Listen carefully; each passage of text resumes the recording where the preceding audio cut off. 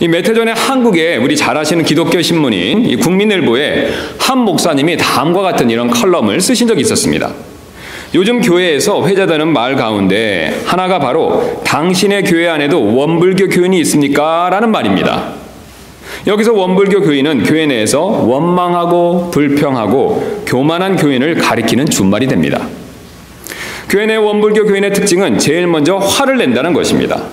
그러나 화를 내는 것은 하나님의 의를 이루지 못하고 사탄의 일을 이룰 뿐입니다. 그리고 요한일서 3장 15절 말씀처럼 마음으로 살인죄에 이르게 할 뿐입니다. 또한 원망과 불평과 교만이 자아내는 분노는 우리를 짐승처럼 만들어 버립니다.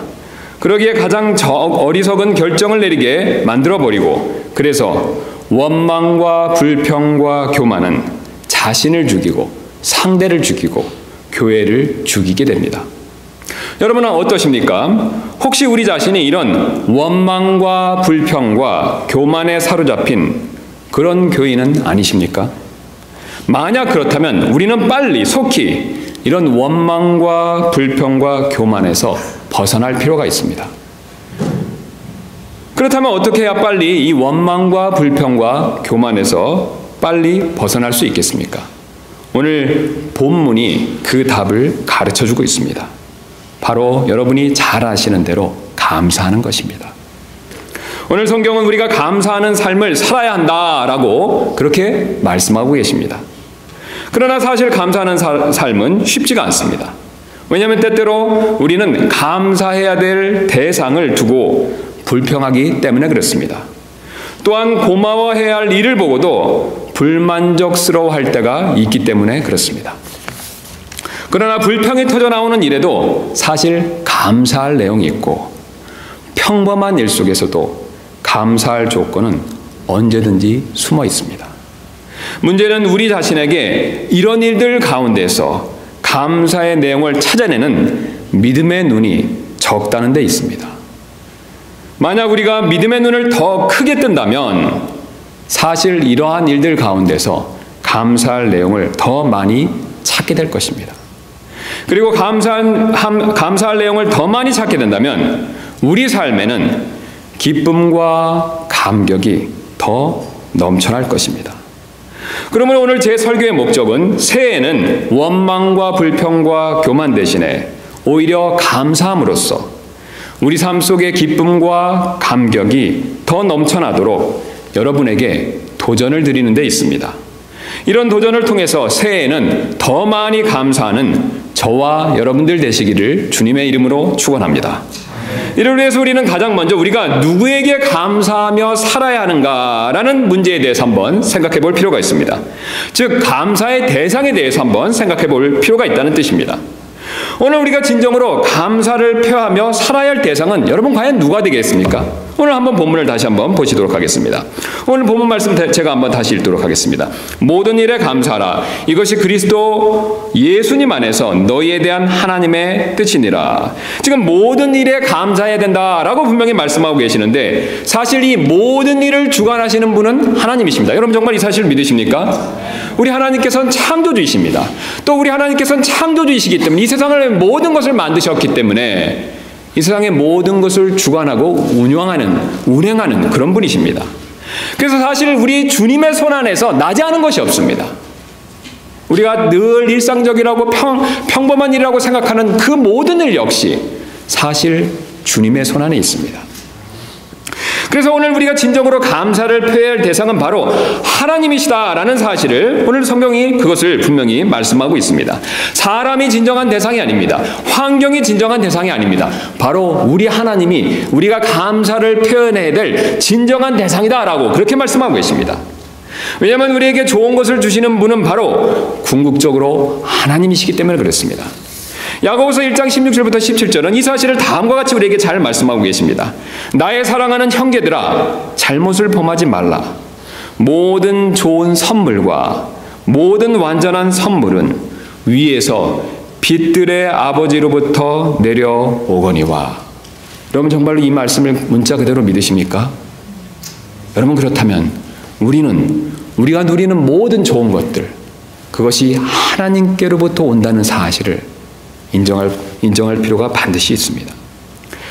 사실 우리가 하나님께 제대로 감사하지 못하는 가장 큰 이유 중에 하나는 바로 어떤 일이, 내가 원하는 일이 잘 됐을 경우에 그 원인을 내공도 있다라는 생각 때문에, 그런 생각을 가질 때 우리가 하나님 앞에 온전히 감사를 못하는 경우가 있을 수가 있습니다. 즉 하나님께서 도와주신 부분도 있지만 그래도 내가 어떤 면에 있어서는 열심히 했기 때문에 이만큼 잘됐다라는 생각 때문에 우리는 종종 하나님께 온전히 감사하지 못할 때가 있다라는 뜻이 되겠습니다. 물론 하나님께서는 내가 열심히 노력해야 그 열매를 주신다는 것은 분명한 사실이 됩니다. 내가 다른 사람보다 더 일찍 일어나서 또 더 늦게까지 일하며 노력했기 때문에 더 많은 성과를 얻는 것이 분명한 사실입니다. 또한 다른 사람보다 더 많이 생각하고 또 더 많은 아이디어를 짜냈기 때문에 더 많은 결과를 얻는 것도 분명한 사실이 됩니다.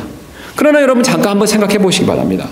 내가 남들보다 더 열심히 노력할 수 있었던 그 건강, 그 머리, 그 환경, 사실 이 모든 건 역시 주님께로부터 나온 것입니다.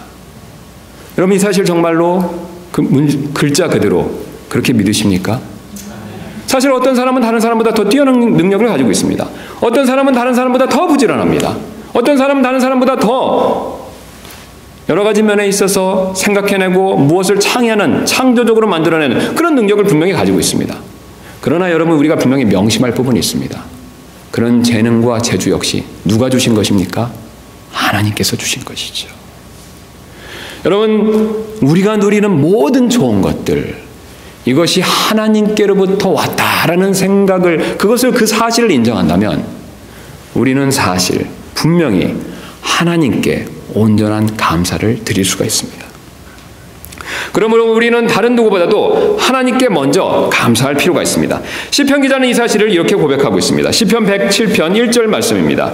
오 주께 감사하라. 그분은 선하시며 그분의 긍휼은 영원하도다. 아멘.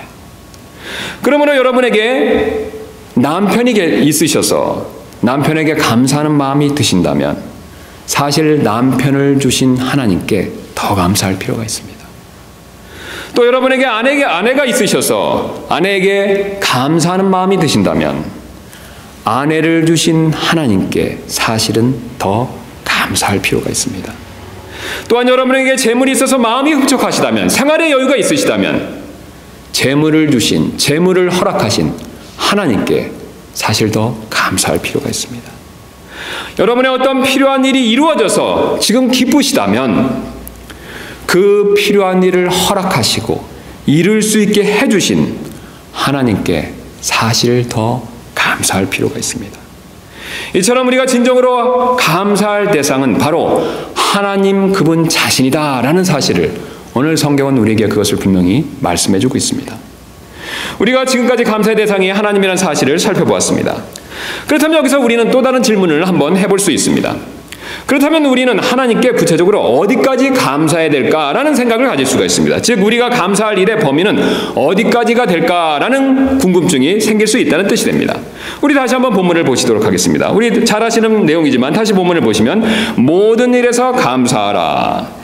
우리는 하나님께서 모든 일에 있어서 감사해야 된다라고 본문은 그렇게 지금 우리에게 말씀하고 있습니다. 즉 감사할 일의 범위는 우리가 어디까지 감사해야 되냐면 이 감사해야 할 일의 모든 범위는 바로 모든 일이다라는 사실을 우리에게 분명히 말씀해주고 계십니다. 사실 우리는 우리에게 좋은 일은 쉽게 감사를 하지만 우리가 봤었을 때, 우리가 느끼기에, 우리가 생각하기에 나쁜 일은 감사는커녕 오히려 불평을 할 때가 많이 있다는 것을 우리는 그것을 잘 알고 있습니다. 그러나 오늘 성경은 분명히 모든 일에 있어서 감사하라 라고 말씀하고 계십니다. 여러분 정말로 이 사실을 문자 그대로 믿고 받아들이기를 원하십니까? 우리에게 좋은 일이든 우리에게 나쁜 일이든 모든 일에 있어서 감사하라 라고 그렇게 말씀하고 계십니다. 왜냐하면 하나님께서는 나쁜 일조차도 합력하여 선을 이루시는 분이시기 때문에 그렇습니다. 우리 그 근거로 로마서 8장 28절 말씀 한번 찾아보도록 하겠습니다. 우리 앞으로 가셔서 로마서 8장 28절 말씀 되겠습니다.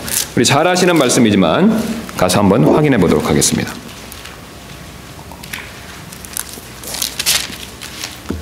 로마서 8장 28절 말씀입니다.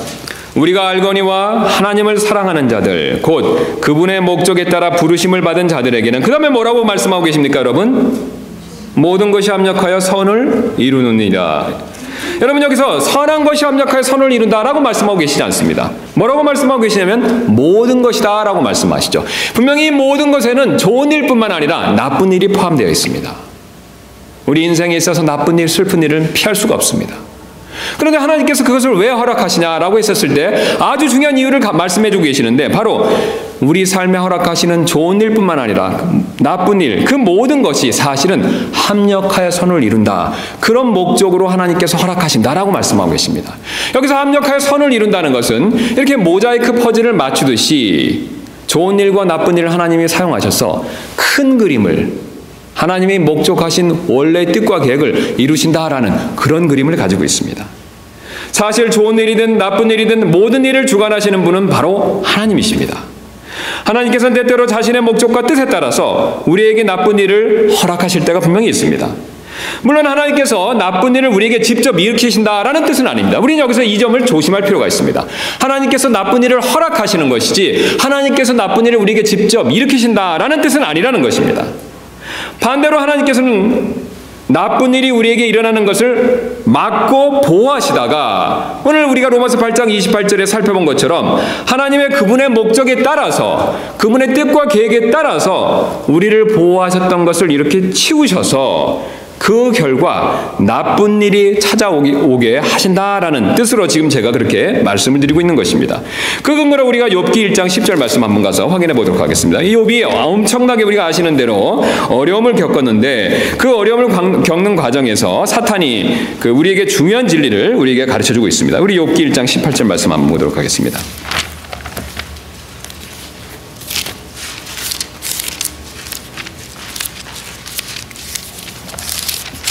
우리 익히 잘 아시는 대로 지금 하나님께서 이 사탄과 대화를 나누는데, 이 사탄이 하나님께 대해서 욥에 대해 어떤 부분을, 아주 중요한 부분을 지금 찝어서 그렇게 말을 하고 있습니다. 9절 말씀부터 보겠습니다.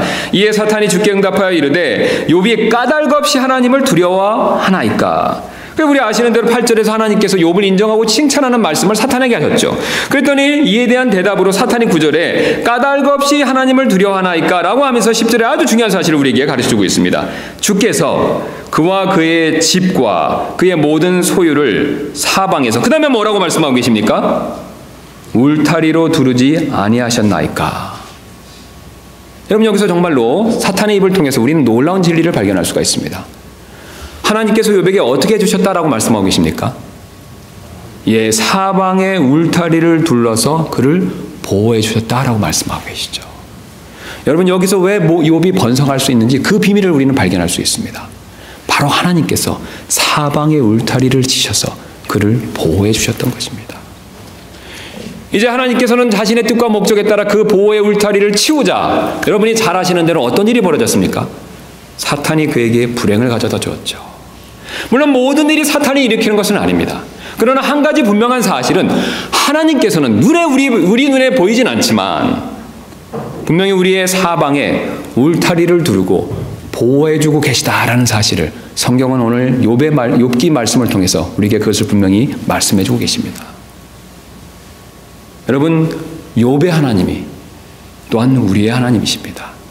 욥에게 사방에 울타리를 쳐서 보호하셨던 그 하나님께서 그 말씀 그대로라면 사실 우리를 지금 보호해주고 계신 것입니다. 그러나 하나님께서 어떤 뜻과 계획과 목적이 있으셔서 합력하여 선을 이루시기 위해서 그 보호하시는 울타리를 잠깐 치우셔서 우리에게 불행과 어려움과 나쁜 일을 종종 허락하실 때가 있습니다. 이처럼 하나님께서 욥을 보호하시는 울타리를 치우시자 사탄을 통해 어려운 일이 찾아왔다는 것을 우리는 알고 있고, 그러나 이 어려움을 통해 욥의 믿음을 크게 단련시키셨다라는 사실 역시 우리는 또한 그것을 알고 있습니다.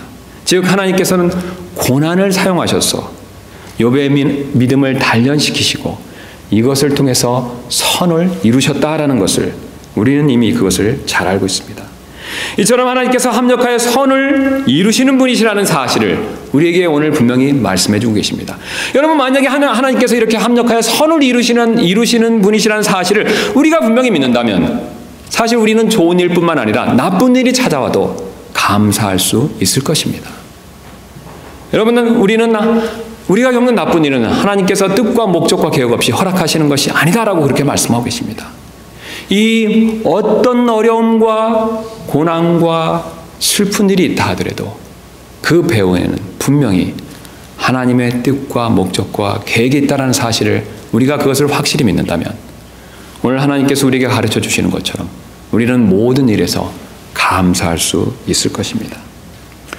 우리가 모든 일에 감사하지 못하는 이유는 바로 나쁜 일 자체 때문이 아닙니다. 사실 그리스도인이나 그리스도인이 아닌 사람이나 나쁜 일을 겪지 않는 사람이 어디 있겠습니까? 바로 우리가 모든 일에 감사하지 못하는 이유는 나쁜 일조차도 합력하여 선을 이루신다는 이 사실을 믿지 못하고 의심하기 때문에 그렇습니다. 우리가 잘 아는 무디 목사님은 나쁜 일조차도 합력하여 선을 이루심을 믿고 모든 일에 감사하는 삶을 실천하셨던 대표적인 분 중에 한 분이 되십니다.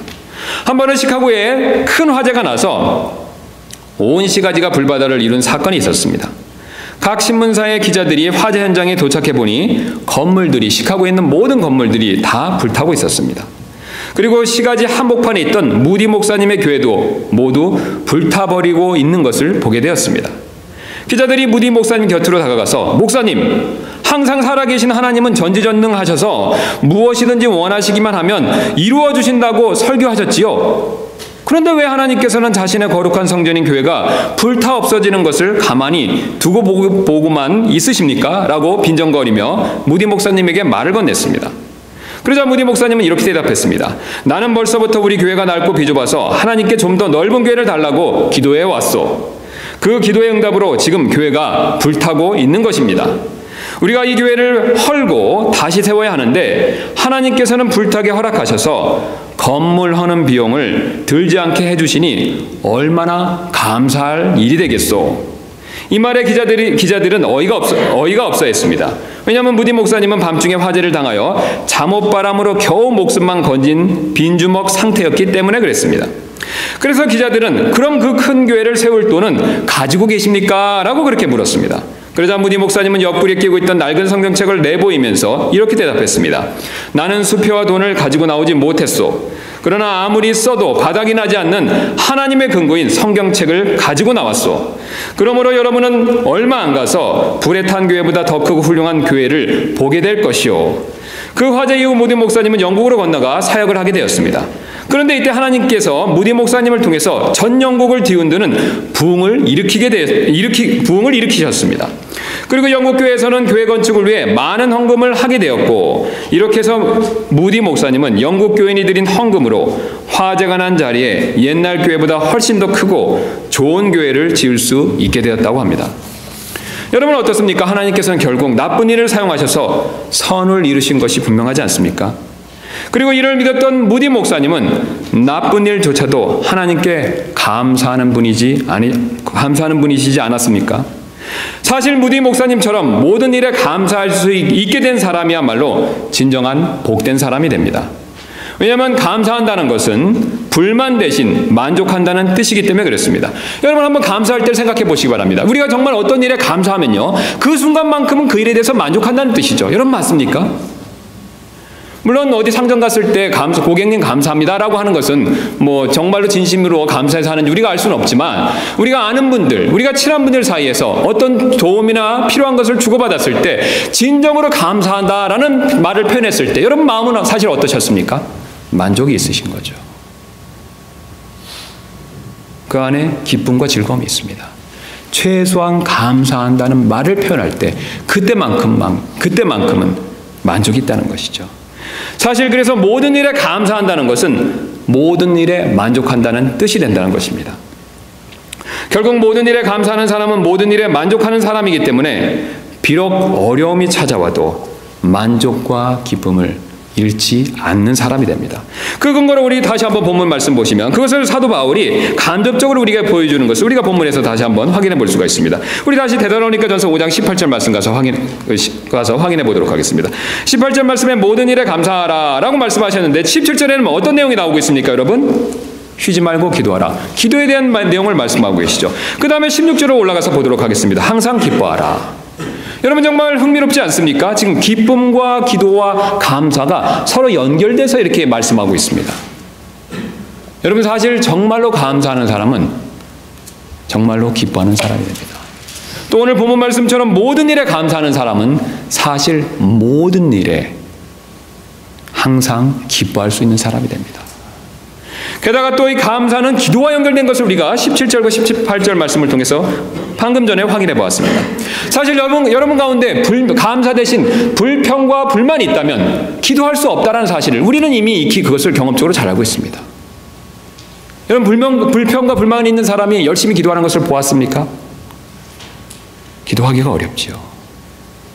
그러나 모든 일에 감사하는 사람은 17절 말씀처럼 쉬지 않고 기도할 수 있는 사람입니다. 여러분 감사는 분명히 기쁨과 기도와 연결되어 있다라는 사실을 사도 바울은 분명히 그것을 우리에게 가르쳐주고 있습니다. 이 구절뿐만 아니라 다른 성경 여러 구절에서도 바울은 사실 감사와 기도를 연결해서 말할 때가 많이 있다는 것을 우리는 이미 그것을 익히 잘 알고 있습니다. 그래서 억만금을 가졌지만 감사할 줄 몰라서 만족과 기쁨이 없는 사람보다 가난하지만 모든 일에 감사할 줄을 아는 사람이 더 사실은 복된 사람입니다. 또한 온 세상을 가졌지만 감사할 줄 몰라 원망과 불평에 사로잡힌 사람보다 세상에선 아무것도 아니지만 모든 일에 감사할 줄 아는 사람이 사실은 더 행복한 사람이 됩니다.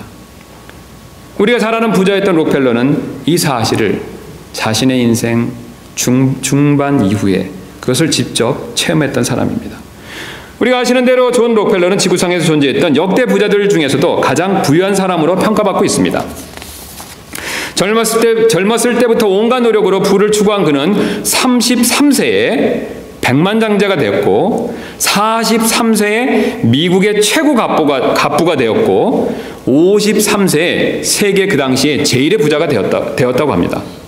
그 당시에 화폐 가치를 오늘날로 환산하면 이 록펠러는 빌 게이츠보다 사실은 더 부자가 된다고 합니다. 하지만 54세의 불치병 때문에 얼마 살지 못할 것이다 라는 진단을 받은 적이 있었다고 합니다.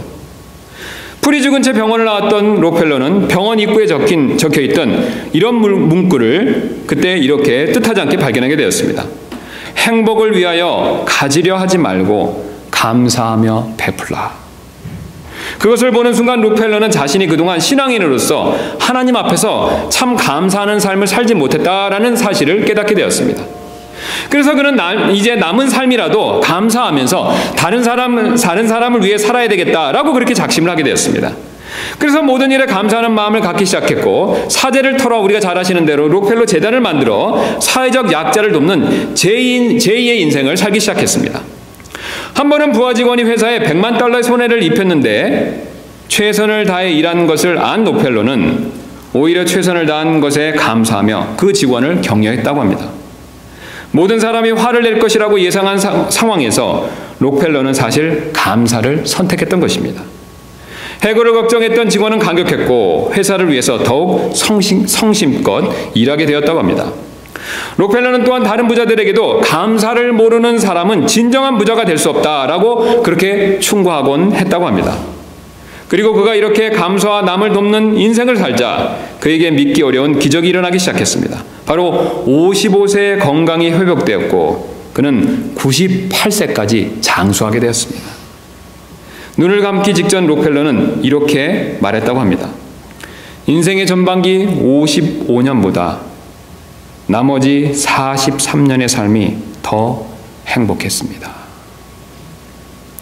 이처럼 우리가 감사할 때 진정한 행복을 누리며 살 수 있다라는 사실을 오늘 하나님께서는 이런 예화를 통해서 우리에게 말씀해 주고 계십니다. 지금까지 감사의 대상과 감사의 범위에 대해서 살펴봤습니다. 우리가 감사해야 할 대상, 그분은 바로 하나님이십니다. 여러분 정말 이 사실을 믿으십니까? 또 우리가 감사해야 할 범위는 좋은 일뿐만 아니라 나쁜 일까지 모든 일이다라고 그렇게 말씀해 주고 계십니다. 그런데 우리가 감사에 대한 이 두 가지 사실을 알게 되었을 때 사실 한 가지 자연스럽게 드는 생각이 있습니다. 바로 저는 이렇게 감사하기가 어려운데요 라는 생각이 들 때가 있습니다. 그러나 오늘 본문은 이런 생각에 대한 답을 우리에게 분명히 주고 있습니다. 오늘 다시 한번 본문을 보시도록 하겠습니다. 오늘 다시 한번 본문을 보시면 모든 일에 감사하라. 여러분 지금 하나님께서 어떤 어법으로 말씀하고 계십니까? 명령법으로 말씀하고 계시죠. 여러분 맞습니까? 모든 일에 감사해도 된다. 감사했으면 좋겠다가 아닙니다. 뭐라고 말씀하고 계십니까? 모든 일에 감사하라. 명령으로 말씀하고 계십니다. 특별히 지금 이 명령법 가운데서 현재형으로 말씀하고 계시기 때문에 계속해서 모든 일에 감사하라. 그렇게 지금 명령하고 계시는 뜻이 됩니다. 즉 감사하는 일은 계속돼야만 하는 명령이다라고 그렇게 말씀해 주고 계십니다. 그래서 명령이기 때문에 우리는 사실 무조건 감사할 필요가 있습니다. 명령은 내가 좋든 싫든 상관없이 순종해야 되는 일입니다. 우리는 좋은 일은 당연히 감사하기가 쉽습니다. 그러나 우리 보기에 나쁜 일은 감사하기가 어려워할 때가 있습니다. 그러나 여러분 명심할 부분이 바로 여기에 있습니다. 감사는 명령입니다. 특별히 모든 일에 감사하는 것은 주님의 명령입니다. 우리가 이 사실을 그대로 믿고 주님의 이 명령에 순종한다면 사실 우리는 모든 일에 감사할 수 있습니다. 여러분 한번 생각해 보시기 바랍니다. 우리가 사실 실제적으로 물론 모든 일에 감사하기는 쉽지가 않습니다. 분명히 어렵지요. 그러나 하나님께서 모든 일에 감사하라고 명령을 하고 계십니다. 여러분 하나님께서 왜 모든 일에 감사하라고 명령을 하고 계시겠습니까? 이게 불가능하면 우리에게 명령을 주셨겠습니까? 분명히 불가능했다면 그런 명령을 주시지 않으셨을 것입니다. 어차피 지키지 못할 것, 우리가 어차피 순종하지 못할 것, 왜 하나님께서 그런 명령을 주셨겠습니까? 그러나 우리가 순종하면 감사할 수 있기 때문에 하나님께서는 가능하기 때문에 이 명령을 우리에게 주셨다는 것입니다. 여러분 이 내용을, 이 지금 사실을 고백하고 있는 사도 바울을 한번 생각해 보시기 바랍니다. 사도 바울이 이것을 써서 하나님의 말씀으로서 우리에게 전해줬었을 때 그는 사실 모든 일에 감사하는 사람이 이제 사는 그런 삶을 살지 않았겠습니까? 그 역시 가능했기 때문에 우리에게 이것을 할 수 있다라고 그렇게 지금 전해주고 있는 것이 아니겠습니까? 우리는 할 수 있습니다. 왜냐하면 하나님께서 할 수 있는 일을 우리에게 명령하셨기 때문에 그렇습니다. 우리가 모든 일에 감사하지 못하는 것은 단지 불순종하기 때문에 그렇습니다. 우리도 이렇게 순종하면 모든 일에 감사할 수 있습니다. 심지어는 나쁜 일에도 감사할 수가 있습니다. 여러분 우리가 나쁜 일조차도 이 명령에 따라서 순종하고 감사할 때 사실 세상 사람들이 그리스도인이 뭔가 다르다는 것을 깨닫고 그것을 느끼고 신앙에 관심을 갖게 될 것입니다. 여러분 세상 사람들 역시 감사할 줄 아는 사람들입니다. 그들 역시 우리랑 똑같죠. 좋은 일이 있으면 똑같이 감사합니다. 그러나 그들과 우리는 한 가지 차이점이 있습니다. 나쁜 일조차도 합력하여 선을 이루실 그 하나님, 신실하신 하나님을 우리는 그분을 믿고 있습니다. 우리가 그분을 믿고 있다면 사실 나쁜 일도 감사할 수 있을 것입니다. 우리가 나쁜 일도 감사할 때 세상 사람들은 우리가 자신과 다르다는 것을 깨닫고 우리의 신앙의 비밀에 대해서 아마도 관심을 갖게 될 것입니다. 그리고 무엇보다 최선을 다해 하나님의 이 감사 명령에 순종할 때 하나님께서 최고로 영광 받으실 것입니다. 다음은 우리가 잘 아시는 손양원 목사님이 순교당한 두 아들의 장례식장에서 발표한 10가지 감사 내용이 됩니다. 혹시 들어본 적이 있으신 분도 계실지도 모르겠습니다. 첫째, 나 같은 죄인의 혈통에서 순교한 자식들이 나오게 하셨으니 하나님께 감사합니다. 둘째, 허대한 많은 사람들 중에 어찌 이런 보배들을 주께서 하필 내게 맡겨주셨는지 그 점 또한 주께 감사합니다. 셋째, 삼남 삼녀 중에서도 가장 아름다운 두 아들 장자와 차자를 바치게 된 나의 축복을 하나님께 감사합니다. 넷째, 한 아들의 순교도 귀하다 하거늘 하물며 두 아들의 순교라니요 하나님 감사합니다. 다섯째, 예수님 믿다가 누워 죽는 것도 큰 복이라 하거늘 하물며 전도하다 총살 순교당함이라니요 하나님 감사합니다. 여섯째, 미국 유학 가려고 준비하던 내 아들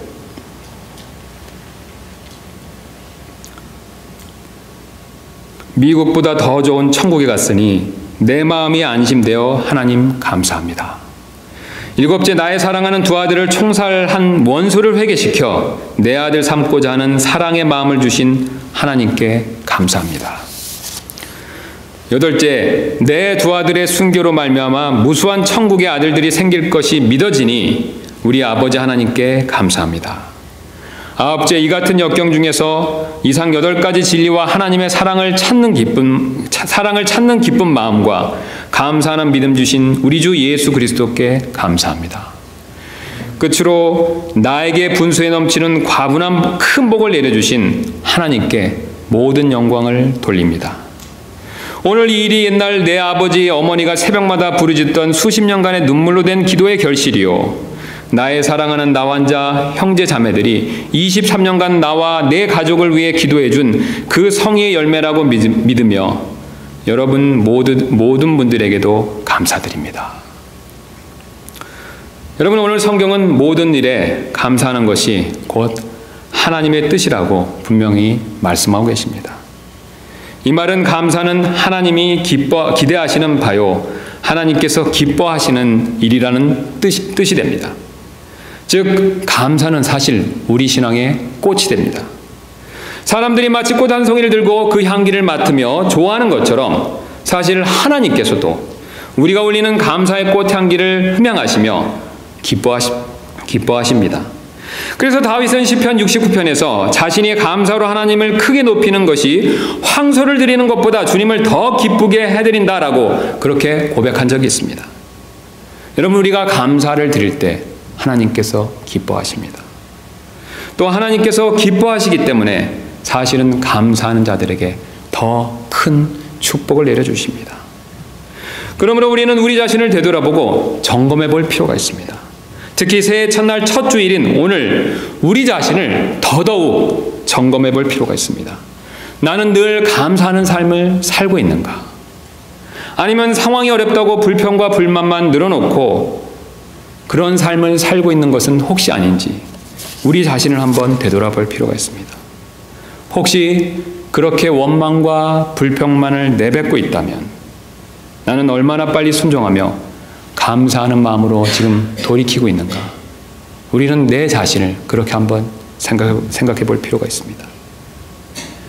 이 시간 우리 오늘 이 말씀에 반응해서 우리 잠깐 한번 눈을 감으시고 나는 정말 지금 감사하는 삶을 살고 있는지 주님 앞에 생각해 보는 시간을 잠시 갖도록 하겠습니다. 여러분은 한 번 불평이 생기고 화가 나시면 그 다음에 감사할 때까지 시간이 얼마나 걸리십니까? 1시간이 걸리십니까? 하루가 걸리십니까? 일주일 혹은 1년이 걸리십니까? 아니면 여전히 감사보다 분노와 불평이 더 자주 여러분의 마음을 억누르고 있습니까? 여러분, 그렇다면 이 시간 회개하시고 바로 이 자리에서부터 감사를 시작하시기 바랍니다. 여러분, 감사는 선택사항이 아니라 명령입니다. 여러분이 받은 복을 생각해 보십시오. 하나님께서 지금까지 베풀어 주신 은혜를 한번 생각해 보시기 바랍니다. 그 무엇보다도 우리는 구원받았다는 이유만으로 사실 모든 일에서 감사할 수 있습니다. 우리를 구원해 주신 주님의 신실하심을 생각한다면 우리는 늘 감사할 수 있습니다.